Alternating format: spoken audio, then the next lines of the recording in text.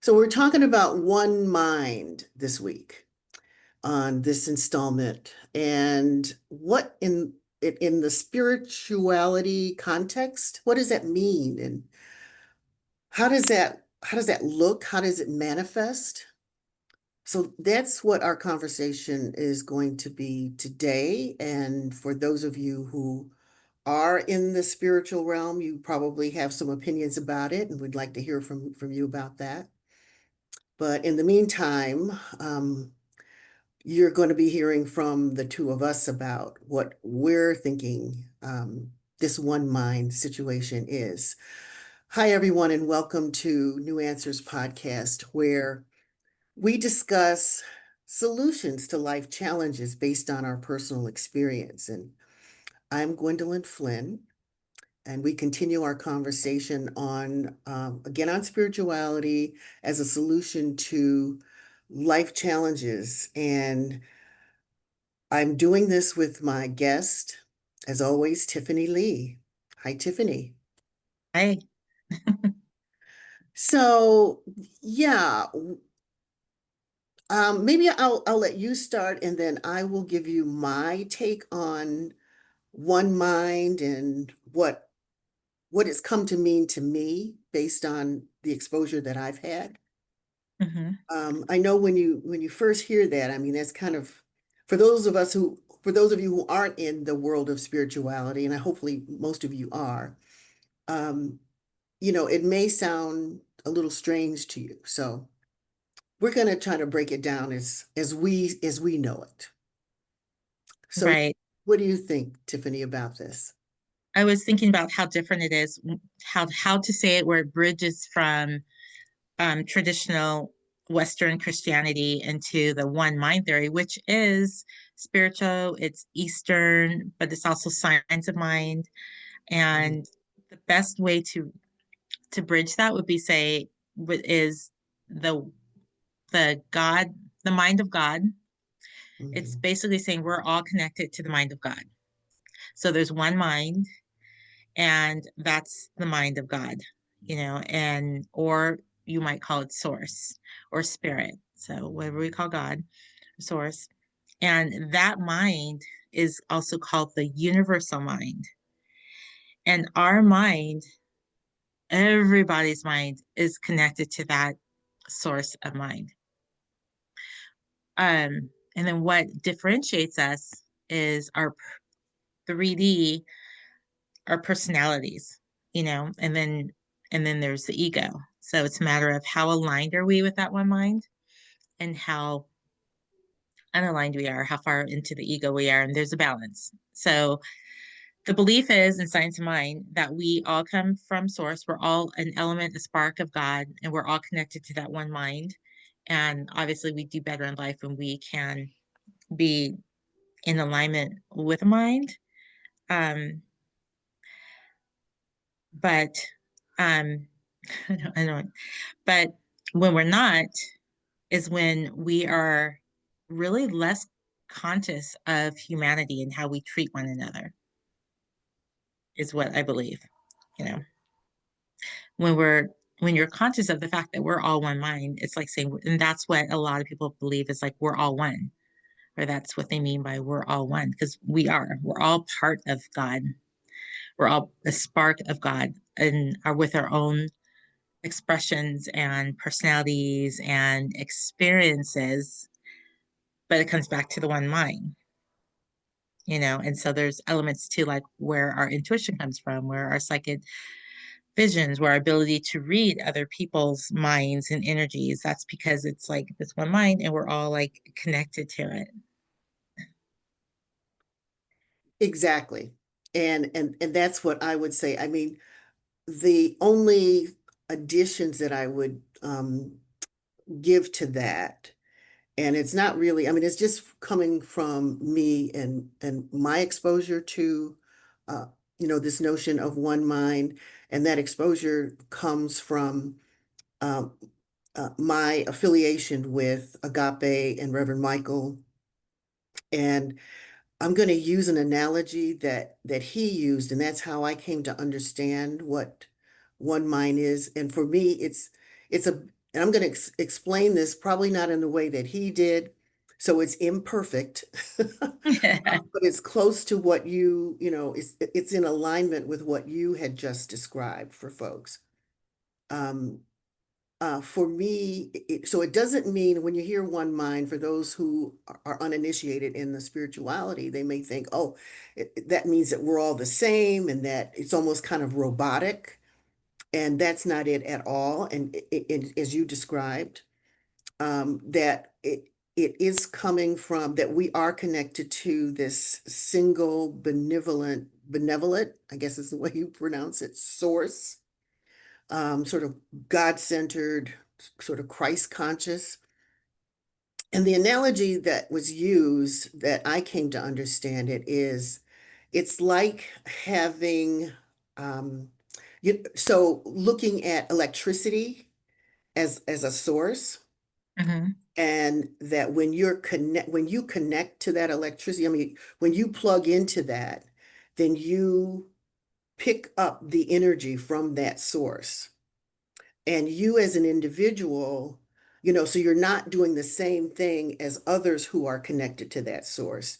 You have a different set of skills and gifts and talents that you were endowed with by the source to be able to use those gifts in a way that you are guided by this source, right? It's like it's like plugging a toaster into an outlet to get the electricity. The toaster has a specific function, doesn't it? And it's different from the blender that's also plugged into this source. And it's different from the air fryer, that's plugged in. You know what I'm saying? So that's the analogy that I use to come up with and kind of maybe explain to folks what we mean by one mind. So this one mind, this source of electricity, you're plugging into that. And where, and maybe this is another imperfect definition, where duality is concerned, it's like when you are disconnected from that, and that's when like the ego gets in the way, um you know comes between you and the source, and you start doing things that are not source connected or related. I know what you're and trying you to say. and you may get, and in that way you get into trouble. you know Mhm. that's where things happen that probably you could avoid if if you were plugged in. Um, so anyway, so that's my take on the one mind, and how I came to see it, how it was kind of explained to me. And I say it's not perfect, but it gives you a kind of a visual for helping you to understand what this one source is and what happens when you plug into it, and that kind of thing. So. I really like that. I feel like that was actually really good example. And then my mind, the way it goes, my imagination, I was like, okay, so if it's not plugged in, that means that toaster is not doing its purpose because it can only do its purpose while it's plugged in. So if it's not plugged in, it's like, what are we going to use it for? We might be confused. It's like a towel holder or whatever. You can find a way to use it for something, but it's not its actual purpose. Oh, I think Yeah, that was a good analogy. I've yeah. never heard it even anything like that, but yeah. That came from Reverend Michael. I'll have to give him credit for that. And that's but it stayed with me because I've been, going to Agape or whatever for years, since like the Mhm. 90s or something. But that stayed with me. And it's like, oh, so I'm hoping that other people can get that too when they hear this, if they I don't. felt that even cleared it up for me because when I was trying to explain it in my way, even I thought like, well, if we're all one mind, like you said, then when we would we be boring? Would we be all the same? But it's true. We're Yeah. all given all these gifts. We're given personalities. We're given everything. I mean, everything about us is so individually unique, you know? Yes. And what we're saying is you need to plug into source. Yeah. Okay. I like that. And Yeah. it's a belief that Eastern religions, like the majority of religions around the world, actually do believe in the one mind, one source. We could say in a way that Christianity does too, if you call it God. And you either plug into God or you're not plugged into God. And you're going to make mistakes when you're not plugged into God. You're not going to know your purpose when you're Hmm. not plugged into God. Um, but I think that's when, let's say, when you have like, you go in meditation, Hmm. and when you go in meditation, you turn off your brain, your thinking mind, because there's the mind of God and then there's the thinking mind. So when you go into meditation, you got to turn off your thinking mind because when your thinking mind is on, you can't receive well from source mind, from the mind of God. Mm. And it will typically conflict with each other because the thinking mind, because God, the mind of God, is going to have you doing things that you're like, this doesn't sound right. This doesn't sound safe. Where the thinking mind, the ego mind, is here to keep you safe and not challenge and um,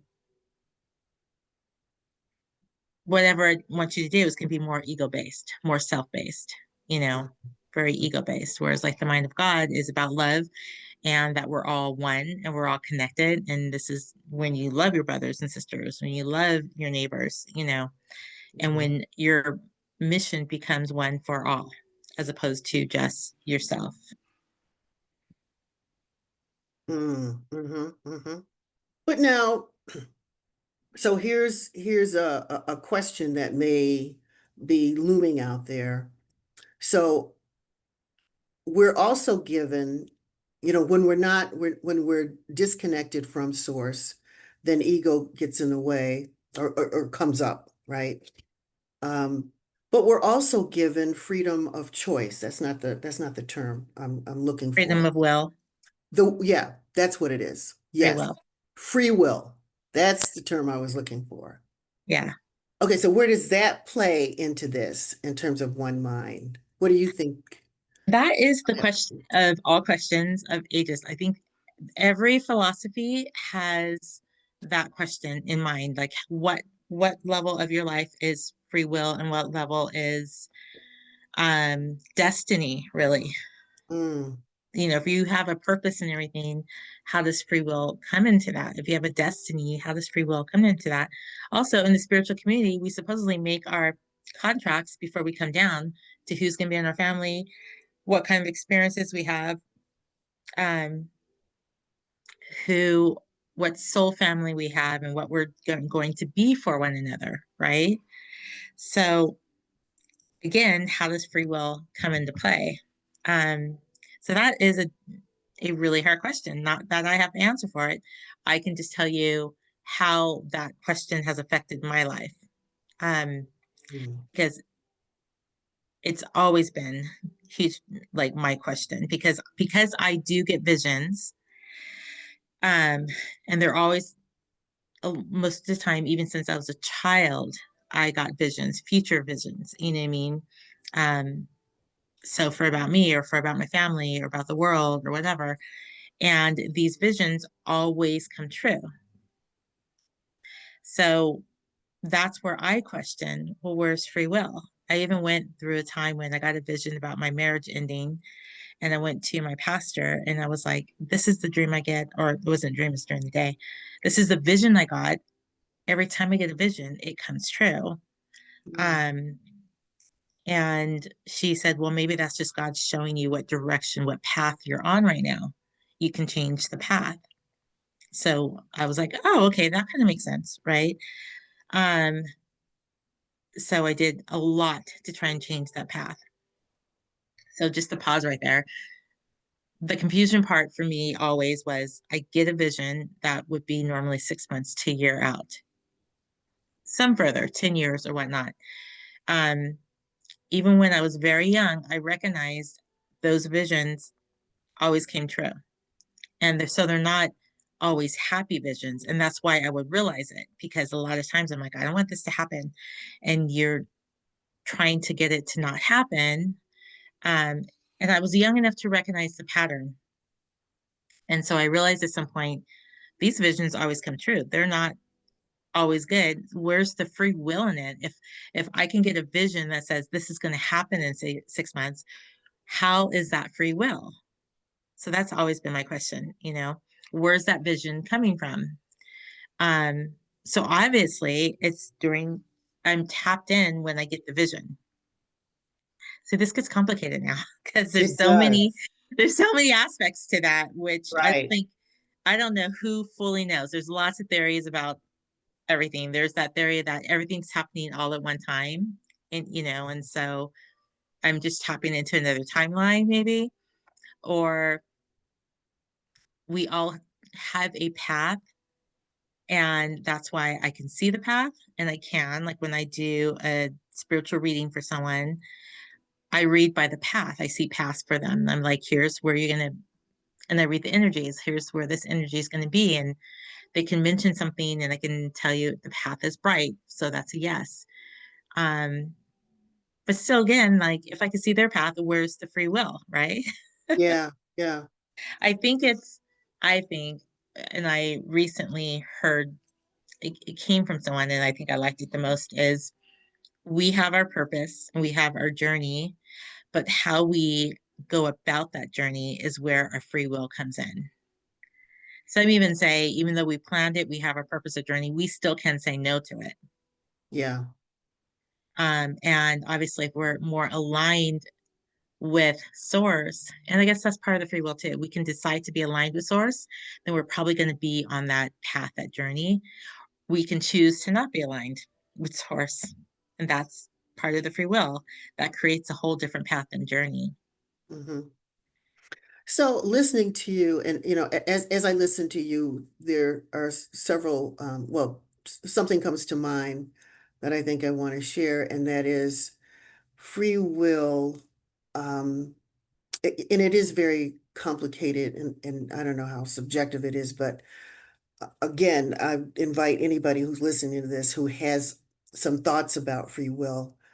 We'd love to hear about it in the comments, and maybe we can invite you on and have you share your take on it. What I'm thinking is free will is maybe when we are disconnected from the source, and we can choose what it is, uh, what path we're going to take, and that's where the free will comes in, and that path, if it's not connected to source, may be us identifying an area of growth for ourselves. If it's not connected, like it, it, it kind of brings up some areas that we may be challenged by, or just an area of or aspect of our own personalities that we need to grow in. And if it is if it is connected to source, then then we are given what we need in order to take that path and do it in a successful way. If it's not, then we know that that's a growth area that we need to do some work in. Right? Um, and then kind of, and I don't know how, I'm just thinking about this as you were speaking, so I haven't fully thought it out. I'm thinking it out now, live, and I don't know if it really holds up, this little theory that I have about that being an area of growth for ourselves. And the other thing is, because we mentioned purpose, if we're here, we come to this earth, and I've come to believe that, through the exposure that I've had to spirituality. So we come here with gifts and talents that we are supposed to express and give, and and and and and use those gifts towards the greater good. And and so if we don't know our purpose, if for some reason we don't know our purpose, then we're trying to figure that out. And maybe that's another, and that's maybe what I'm talking about in terms of free will and not, taking a path, and it may not be the path that we're supposed to be on. It may not be our purpose, and Right. that's where we're figuring it out. And if we plug back into source, maybe we can be guided down the correct path, or those um uh the resources that you need if you're on the correct path, if you know your purpose, all that comes to you just naturally. You don't even Right. have to think about it. If you're not, then that's where you get into a little trouble. Maybe that's where hell is, right? Maybe that's what hell is about. When Eleanor. Yeah. hell on earth, Yeah. because things become much more difficult. You can't, you're running up against a brick wall, and you can't figure out why. That's because you're not on the right path. You haven't consistently plugged into source to figure out what your right path should be. And that's where hell is concerned. That's where your life challenges come in. So anyway, that's what I was thinking as you were speaking. And I don't know how that holds up in terms of a theory. Well, I think it does hold up as a theory. But I think we can add to it because yes, when you're off your path, it's still another path, you know, Yeah. and every day, every moment, really, we're making a choice. We make a choice Yeah. to get up in the morning. We make a choice what coffee we drink. We make a choice. Am I going to walk the dog or I'm going to read a book? And every time we make a choice, it sets a new path, really. Mm, So that's free will. It's not like we wake up as robots. And even if we're on the path with God, we're going to have challenges and stuff like that. So whether we're on it or off it, God, God, God is always connected to us. So yeah. he's always trying to talk to us from the heart. He's like, hey, hey. So every moment, again, we have that free will to say yes or no, I'm listening. So I think as we're working through this menu, I feel like this sounds like a good answer. Like it's coming like this. Our free will is every single moment to listen or to not listen, to be on our own decision or pray about pray about it, you know? Mm-hmm. Mm-hmm. So yes. Ultimately, we may end up, ultimately, certain things, I guess, certain things in life is destined to happen, but sorry, a fly was bugging me. Mm, um, because I don't know, I think if you're on the wrong path, and I think God can still, you can tap in and God can still give you a vision of the future. Um, mhm. it probably, I wasn't able to do it in the past, but it probably is changeable when I think about it right now. Once you understand your connection to source and how the universe works, is that what we're thinking about, what we're concentrating on or focused on is what we create. And it doesn't matter if we're focused on it in a good way or bad way. Uh, So, if I get a vision that says, you know, well, one of them was obvious was when I was getting divorced.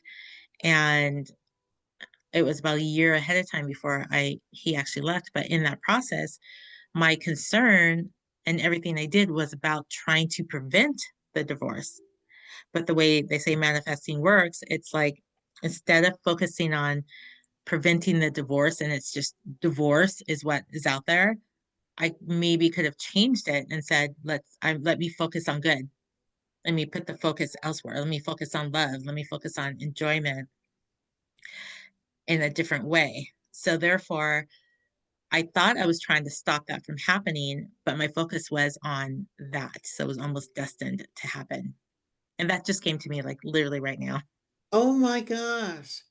Well, so you say that, and I do remember, as I was thinking through um, what I just said previously, it did occur to me listening to you about the visions and how that they did show up 6 months, whatever, later. I fleeting thought came, and then it went away until you just said this, that was it because you were focusing on that thing that it did end up manifesting, 6 months down the road? Because Right. because your attention, because I think we've said that before, wherever you place your attention, that's what's going to grow and expand, right? That's what's going to happen. So if your attention is on a negative piece, that's it's going to happen. It may not Hmm. happen, immediately, but it will happen down the road. And so you do have to keep, I mean, this is why this is so, it's easy to talk about it, but it's hard to actually practice it, because we are humans, right? Yeah. And, so if you, whatever you play, wherever you place your attention is what you will experience Right. ultimately. So yeah, and like I said, that realization just hit me. Well, it hit Just as you you, were so maybe talking. that's confirmation. Because when you were saying that, I was like, what would have happened if I didn't focus so much on the divorce, being trying to prevent the divorce? Because I mean, I did the business plan. We went to counseling, we went to camps, but it was all about let's stop this from happening. But really, it's just pushing the ball down the road. You know what I mean? Yeah, Whereas maybe if I knew better, I could have focused on what do we have that's good. It's yeah, if it was meant to be, who knows? But definitely didn't. It definitely um when I can look in retrospect now, everything I did where I thought I was trying to prevent it really just kept it on the trajectory for that to happen. yeah, Yeah. yeah. So that gets to the question of how is this one mind manifested? So we have to be constantly thinking about, being plugged in to the source Mm-hmm. in order to maintain that connection with the one mind, right? So that's how you manifest it. Being connected, continuing to be connected. And for a lot of us, it's meditation, right? And really Prayer. devoting and carving out time during your day to, sit and just be still and listen to your instincts. But I mean, it also sounds like just in the course of this conversation, we were saying, we have to stay in tune to source constantly. And so how do you do that? Like in the course of your, like you said, wake up in the morning, you brush your teeth, you put the coffee on and have a cup of coffee, you know, where in that routine, as you're going about your day, do you stay connected to, intentionally connected to source? Right. I Is it don't just think it's thinking? yeah, I don't think that we actually have to be like, okay, am I connected? Am I connected? We know there's certain ways like meditation helps, but artists and athletes and people in their job, when it's like you got to shut down the thinking mind in Yeah. order for source to come through to connect. And a lot of times when you're in those elements, I call them the soul elements, the soul things, your purpose, then Hmm. you're connected. And that's how I have a client and she has the most beautiful artwork. Hmm. She's always telling me, I have a hard time getting out my head. I have a hard time disconnecting. I mean, I've been working with her for like a month and I just found out about her artwork. And she sent it to me, and I was like, girl, there's no way you did this art unconnected. She goes, oh, I just turn off when I'm doing artwork. And I was like, that is connecting the source. That's you turning off Yes. your mind. That's Yes. connected. That's you just take that into your everyday and trust it. Like her stuff, I haven't seen artwork since Van Gogh, like that good, Oh my and I'll God. send it to you later. It's so beautiful. Yeah. Yeah. See, You do. She's going to do illustrations for my poetry book. oh, is she? Oh, that sounds fantastic. So, and that sounds like that's her purpose. That is her gift to the world. That's her talent. That's It is. her superpower, I like to Yes. call it. Yes. And here's what I think that because this world has been so masculine, almost toxic masculine, that we stopped appreciating art. mm, and the feminine side. So therefore, she has this beautiful talent that I haven't seen anything like that in so long. mm. Um, but she's basically like feeling unconnected and depressed and doesn't know what to do and trying to get her business up. And I'm like, oh my gosh, that's because you're thinking that Yeah. that's just for fun, not important. And so you have to have a business and it's not thriving. Why is it not thriving? Because God gave you that. You know what I mean? Exactly. Exactly. So Listen to God, not the world. she's on the wrong path. Her Hmm. path is art. That's what her talent is. Her gift is art. That's what she should be on. Isn't it and it's so easy for us, who are out, Say about someone else. Yeah. to tell them about it Hmm. because we're not in it, right? Because when you're Right. in it, it's hard to see. Obviously, she can't see it. She's not seeing it. She's busy over here trying to get some kind of a business going. It doesn't sound like the business is connected to the art at all. Yeah, like you said, her art is like she's looking at it as a hobby or a side thing or Right. like what she does to relax. But that's your gift. And that's what you're supposed to give to the world. And as you do that, all the resources that you need will just show up, Right. will just come. And Right. then, and it's not like focusing on the fame or, the money, but all of that will be part of it. All of that will come as part of it. That's just sort of side effects from from your giving your gifts and your talents in the way that you Right. are. Oh my God, this is good.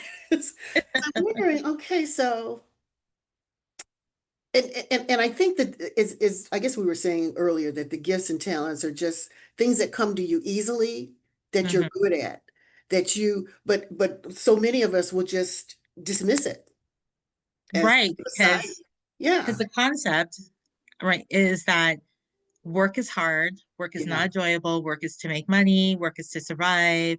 And yes. I think we were kind of taught this. You have work and then you have your hobbies. Where Yeah, it's yeah, like yeah. We if talk. you swap it and you're like, when you're, and you've heard this too, um, if work should be something you love to do and it doesn't feel like work. It doesn't feel like work. You do it anyway. Yeah. Right. Mm-hmm. Yeah. So, and that's I think when you're in your purpose because you're just going about life, having fun, and you're making money for it, and Mm-hmm. and that's you're working, you Mm-hmm. know. So yeah, maybe we should just come up with another word for it. Oh, I know. With the I new Earth revolution, like let's not call it work anymore. Let's call it purpose. That's actually good. What's your purpose? oh yeah, I think that is good. Yeah. That gets right to the heart of it. Yes. What is your purpose? Because I think that's why all of us are here. Yeah, I'm getting off on a tangent a little bit now. No, go for it. No, I was thinking about my collection of pine cones. I think I talked about this before. Yeah. And I like it because the pine cones, they're beautifully designed, and each pine cone has its own design. It's Hmm. unique. I mean, they ultimately lead to the creation of a pine tree, but I look at those pine cones as sort of the equivalent of human beings. But it's also, I mean, you could look at snowflakes in the same way, but snowflakes Yeah. last because they're all unique, they're different, and they have their reason for being. And but they're here, their purpose, they know what their purpose is, and it just happens. But the fact that they have a unique design is equivalent to human beings, how we have a unique design. We have unique Right. gifts that we are here to give those gifts. And then everything else will come to us that we're looking for. So yeah, this is I like it. So it's sort of a confirmation, but also kind of it's new to me that all of these things are coming out.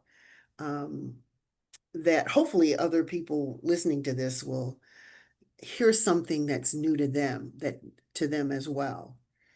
And also for those who are in this, spirituality and may have some idea about this, but have a different take on it. I'd like to hear about that too. Yeah, you came up with some good, or you have good analogies when you were talking about the pine cone. I'm like, yeah, and they all come from one tree. You know Yeah. what I mean? They're all individual, they're all Oh, created their own very way different. in detail, Hmm. all from the one tree. And then a pine cone can create a tree, right? Like a pine tree. Yeah. So just like as humans, we create, and that's also where free will comes in. We're connected to source. We're all elements of source, but we all create our lives. That's like we're all creating our new trees. Oh my gosh, this is like the tree of life. And then from each tree, it branches out more pine cones, and each of those create their own lives. And really, that's how the world works. The world works. As We it solved it. is. No. I know. I think we're close to really solving this thing.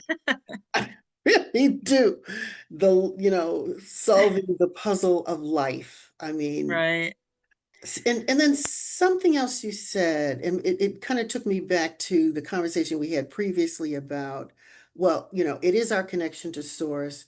We all are brought here for a reason, and every element, not just human beings, but every aspect of existence has a purpose. So we were talking about animals, I think, last time, and the plant world, the environment, that kind of thing. And I saw a story the other day about how goats. There's I get a rainforest or some environmental area of, I don't know, Florida somewhere.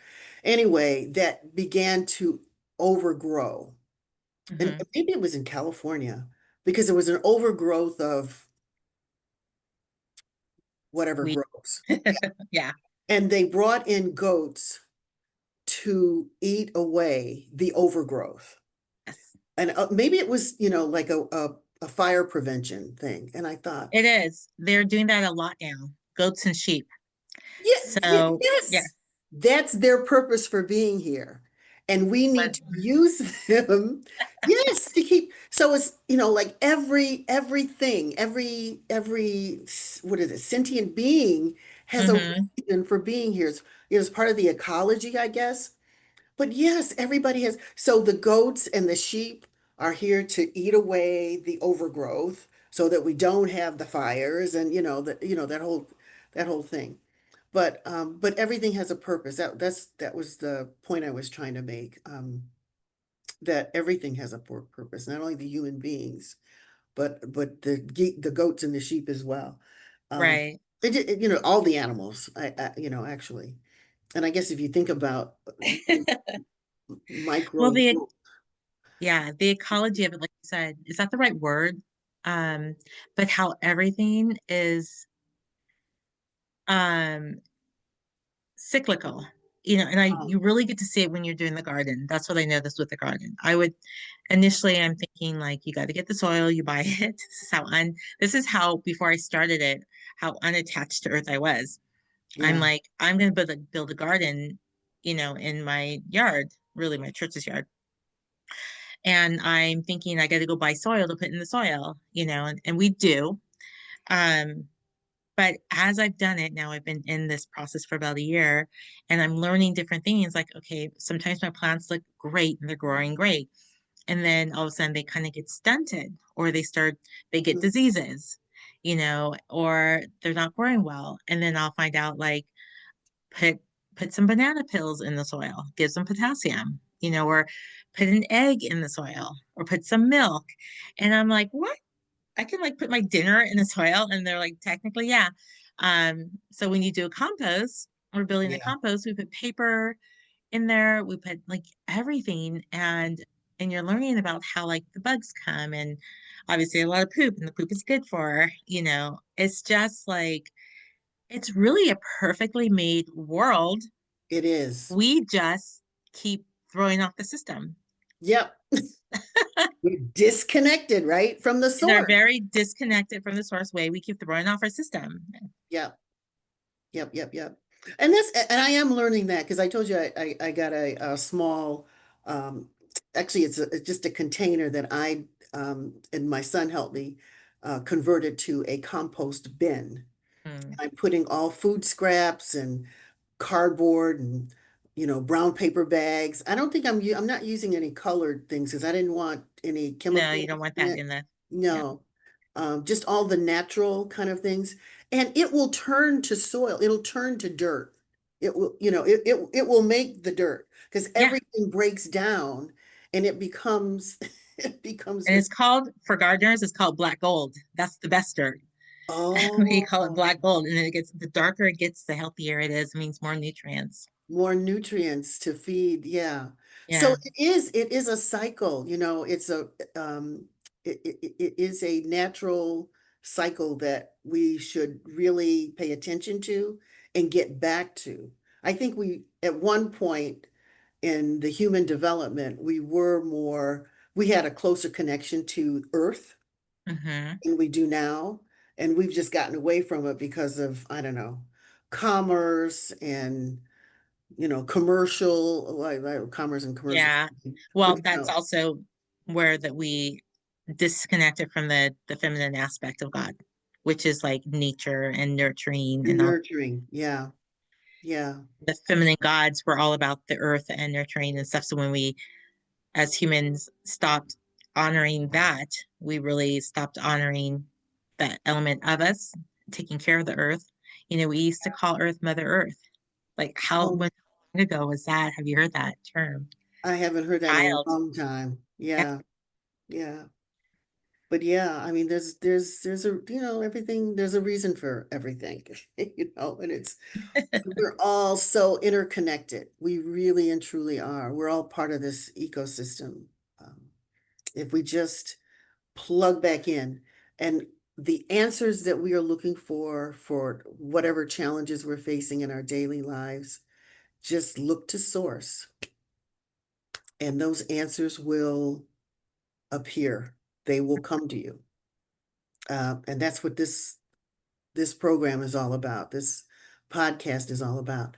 But and I've been looking at the work that I do that I thought seemed very um, desperate. It was all this different stuff. I mean, the coaching that I do in the nonprofit world and the book that I wrote on basically about the um, food and health connection, um, and all the other things that I do. But when I look at what, even though they look different and they look like they don't really relate to each other, what is the connecting thread is my attempt as I get more into the spirituality is it's about my attempt to improve the human condition. All of those things are connected in that way. I'm about improving the human condition, contributing whatever my gifts are. And I'm still trying to sort that out. What are those, Well, what are here's those what gifts came to me. exactly? Yeah, here's what came to me, and you're saying that, and I think we can all relate like this. So at this point, you're the tree, and all your gifts are your pine cones. Hmm. So they Okay. relate, they connect to you because they come from you, but they're Yes. individually pine cones that will eventually land someplace and do its own part in the world. Someone will read your book and be like, oh gosh, I needed this book. Or multiple people will probably read that book and it's going to affect their lives in other ways. You know, your Yes. nonprofit, your nonprofit, even if I was your only client, and even though you don't get much money from any money from me at the moment, but you will. But look how your help with me in my nonprofit has um blossomed in its own way, the flowers that created. Ah, yeah. Yeah. Um, What about it like that? Yeah. Yeah, like you connected me with C2C, so it's all going to come around. And you Yeah. have your pine cones all over. And yeah. Yeah. And I do believe, I mean, it's all about, yeah, because, this podcast is another project of mine. I got all Hmm. kinds of projects going on. But it's all about, again, improving the human condition. It's improving the human condition where health and the food we eat is concerned. It's improving the human condition in terms of, helping leaders in the nonprofit sector fulfill the mission of their organizations, which are always about helping people, whatever their situation is. So it doesn't matter what the mission of the organization is that I can give help to, but it's always about those nonprofits are always, working on problems, concerns, issues, in their community. Hmm. So all of it is, and this podcast is about, giving people inspiration, education, information that's going to help them navigate their life. So it's all about improving the human condition, and that's where I see it all. And you're right. So each of these are pine cones that are put out there to do their own growing and sprouting. Um, Um, so I yeah. think I think that's gonna stick with me. I'll be like, what's my pine cone idea for today? Right. And and all the work that you're doing too. I mean, with your nonprofit, with the work that you're doing with the center that you're on, and the real estate, helping people find their homes, the places that they can regenerate and That regenerate their own pine cones. exactly. Yeah, Yeah. that's true. Yeah, I have a lot of pines on my tree, pine cones on my tree also. But isn't that what makes life um good? I have some elements of my life that are really challenging, but I Hmm. have a lot of elements of my life that are just beautiful and it balances it, Yeah. more so on the other end. I mean, and that's how I want to keep it. I would like to eliminate the challenging parts, but I can still appreciate what I'm going to learn and what I am learning from the challenging part Yes. because it's there for a reason. It's a reflection of something. And I was thinking about how today um, it has affected my artistic side. Oh, yeah. Like I haven't really been as artistically inclined and open as I've been lately, being in my feminine and then singing. And we're about to start like ecstatic dancing at the center and my poetry book, you know, and a Yeah. lot of that, if you really think about it, a lot of times pain comes out. I mean, art comes out of pain. Yes. So if anything, I can be grateful for this to bring this part back out of me. Yes. Yes. I've heard that yes, art does come from pain. And and if you look at the visual arts, the performing arts, it's generated usually from pain. And people can really connect to that. Yeah. Oh my goodness. Um, so there was something else that you said that I wanted to amplify, and now I lost what that thought was. Um, oh, I guess it was about learning. Yeah, it's about the challenges that we face. That's how I get philosophical about any challenges that I face, and I'm looking at, okay, so what is the lesson that I should take away from this situation? Right. They usually that's why it happens because there's like I mentioned that before, some area of my personality or aspect of my life that is undeveloped or Mhm. that needs to grow, Right. you know. Right. And Yeah. so and so that's what I take away from challenges that come to me. Um, what can I learn from this situation Right. so that it doesn't happen again or it doesn't happen in the same way again, like I learned, you know, Right. Well, they say if we don't learn from the challenge, we're going to loop it. Right. So it'll repeat. it'll repeat. And I can say for sure that probably has happened in my life quite often. Um, so it's once you even learn that statement, okay, I've repeated this pattern, acknowledge this is a pattern. And Yeah, it's not like the world's coming at you um, with this pattern. You can't repeat a pattern unless you're repeating the pattern. that's You know right. what I mean? So it's you. Like you can't repeat a pattern in your life unless you are actually repeating the pattern. I feel like we're just this whole episode is about. We're awakening to different things, you know. Honestly, So definitely are. So it's like, yeah, so how can I change my my reaction pattern, exactly. to this thing so that it doesn't happen again, you know? And again, I mean, so I look at those kinds of experiences as being hell. So that's your hell that you create, you know. If Right.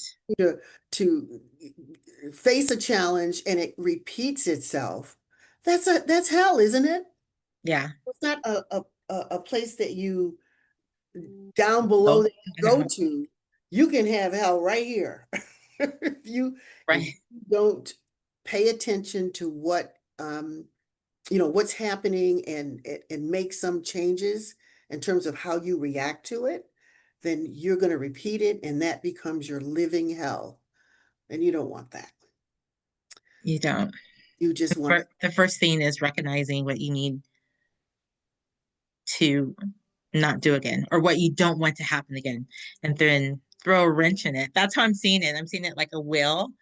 And then you yeah, throw a wrench in it. So you stop it. So you stop have it. to do something differently. Exactly. Yes. Yeah. It Yeah. I hope this is helpful for folks. was It's for been, us. it's Yeah. been helpful for me. I know. Me too. It's been really helpful for me. I hope it's helping other people. So thank you for joining us. We'd love to get your reaction again to what you've heard, especially if there's something that you heard that you want to weigh in on. Um, Place that in the comments below this video, and maybe we can invite you on to share, what your take is on what you've heard. Remember to click on the button to subscribe so that you don't miss an episode. And for Tiffany Lee, I'm Gwendolyn Flynn. We'll see you next time.